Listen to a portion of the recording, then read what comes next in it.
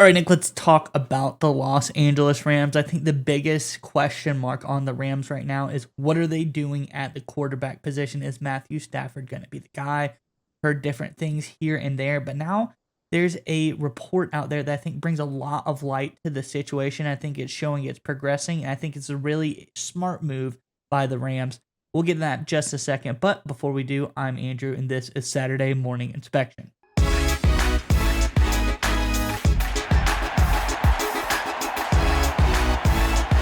All right, Nick, as I alluded to, a smart move by the Rams, maybe of what they're doing here with Matthew Stafford. I think it's very interesting. Let's get into a tweet by Ian Rappaport, and we could talk more about it on the other side. This, of course, again, like I said, from Ian Rappaport at Rapsheet on X, says, echoing reports from Tom Pelissero, the Rams have given permission for Matthew Stafford's agent to speak with other teams, I think specifically it was the Titans, about his value. This is not a trade request. Instead, the Rams and Stafford can gain better understanding of his value outside the team, potentially making it easier to get a contract done. That remains the hope that outside help can assist in gauging the market and seeing his value, and that this results in his return to LA. A very interesting update here. I think the Rams letting Stafford's agents talk to other teams, but maybe to just help them retain Stafford. I think, get someone else to do your work for you. What better way could you ask for it? But before we get to you, Nick, I know you got some thoughts on this one, Rams fans, in the comment section below. What do you think Stafford's contract is going to look like? I mean, there's reports on, what it is now. I think the thing is he wants more guaranteed money. What are you thinking he should get? Let us know your early thoughts on what his value is to this team. Maybe the length, maybe, how much guaranteed money. I think these are all really important parts. Let us know in the comment section below. But nonetheless, Nick, what do you think about this latest out of Los Angeles? So first and foremost, for any of you who are regular viewers or people that don't watch our channel very much, we cover most of the NFL, right? And we always focus on teams and organizations that do things that are very, very smart, very, very interesting, or both. And this may be just if this works, this is one of the smartest moves I've ever seen. And I have never seen anyone take the approach to player negotiations, roster management, the way Les Snead and the way Sean McVay do. It is absolutely outstanding. Now, look, there are other general managers and leaders, Veach in Kansas City, Roseman with the Philadelphia Eagles, that get a lot of credit. DeCosta with the Baltimore Ravens, and they are phenomenal at what they do as well, taking nothing away from them. But what they do in Los Angeles when it comes to the Rams is absolutely earth-shattering. This move, when I first read about it, I'm like, I've never heard about this being done before, but yet it makes perfect sense. If you're at a negotiation with a player and you just can't agree on the number, what do? You say, listen, call another team. Tell your agent to call another team, get a sense of the market. Because here's the beautiful thing about it for the Rams. They know, because they have the connections with the other GMs, that no GM is going to give Matthew Stafford the money he wants. So Matthew Stafford's going to automatically going to have to lower his number if there just so happens to be a general manager that is willing to give Stafford what he wants. You know what's going to happen then? That general manager is going to have to give the Rams a lot of draft capital if they truly have fallen in love enough with Stafford to give him that salary. So either way, the Rams win. Either A, Stafford goes out, talks to other teams, realizes his true market value, has to come back to Snead the Rams and say, all right, I agree, I'll take a 30% pay cut. Or B, some team will fall in love with Stafford or is in love with Stafford, wants to pay him that big bucks, in which case they call Snead and say, we want Matthew Stafford, and Snead will be like, great, that'll be three number ones, or whatever it'll be, two number ones and a number three, whatever it'll end up being. Either way, the Rams win. And I think that is the genius of this move. One of the elements that's always been missing in player negotiations is price discovery. Because a lot of agents, they like to use, well, this other quarterback got this amount of money, or if it's a receiver negotiation, last offseason, a receiver got this amount of money. And they try and do a similar too, right? They try and do the comparison. The reality is every player is different. Every player is different value. Players are different ages, players have different skill sets, better fits with some teams than others.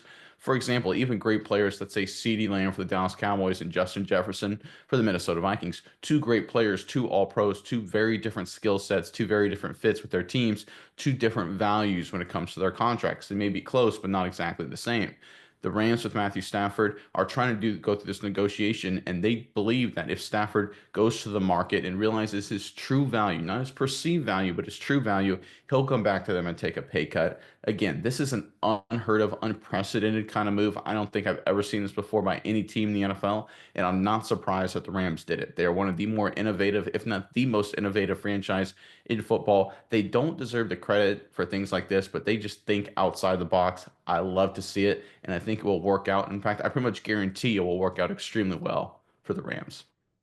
Yeah, Nick, and I think the key here is they're talking about Stafford gauging his interest. Like, what are they going to look for? Because you got to think he's still under contract. So if an agent is going to go talk to another team, it's not just gauging the interest in his, salary hit, what they're going to do contract wise. It would also be gauging interest in, what is Stafford worth trade wise? What, there's an all encompassing deal there. So I think, people will say like, "Oh, well, if I'm another team, I'm going to come out there and say we're going to jack the price up. We're just going to say, well, he's worth $70 million to us every year," which is, obviously crazy. But I think when he goes out here and talks about this, if they take it to the face of, okay, what would you pay Stafford and what would you be willing to trade for him as well to kind of bring everything into balance? It shows his self-worth on two levels. Like, hey, you know, people are only willing to give a third round, fourth round pick for me. That shows you your value in one aspect, but also the next aspect is, hey, people are wanting to do this contract, this much guaranteed money. I think that also brings another factor into it because what people are willing to trade for you, I think, sort of underlyingly gives you your value to the league. What are they willing to give up for a guy like Matthew Stafford? So I think, like you said, this is going to help the Rams out tremendously. I don't think this is going to end up in a trade. I think it'll most likely end up in a mutual. Maybe the Rams come up some, Stafford comes down some, they meet in the middle somewhere, and there's a happy medium that gets met. That's the goal here. And I know the Rams, they just want to get it done quickly. They want to get their roster set, especially the quarterback position, so they can head into this free agency trade period with an idea of what they need to do. So glad that you're doing it now. Glad they're getting it done. And I think this is going to work out beautifully for them down the road. One final point to end on for anyone who's worked a lot in corporate America or any sort of business, this kind of thing happens all the time, right? You go to your boss, you want a raise, you're trying to get a promotion, or you're trying to get a job offer for a different position. And the best thing you can do to solidify your position is to have another job offer in hand. That's essentially what I did earlier in my career with my day-to-day job. I wanted a change in job. I applied for another job. I got some, yeah, we like you. Maybe we'll do it. I went out, got another offer, and suddenly, bang, I got the job and I got the money I wanted, right? And look, that's not me being special. That's literally happened to millions of people and happens to millions of people. Employers know it, employees know it. And that's exactly the same dynamic we're seeing here. There's a difference in price, there's a difference in length of deal and things like that between the Rams and Matthew Stafford. And the Rams are basically doing what any employer does. Hey, listen, go talk to another employer. Let us know what they say. Because if you get someone else that's willing to pay you that much money and they're going to give us draft picks, cool, everyone wins. Or more likely than not, you're going to find out your real value and you're going to lower your ask. So again, great move by the Rams, unprecedented kind of stuff. Should work out very well for them. Les Snead working his magic yet again.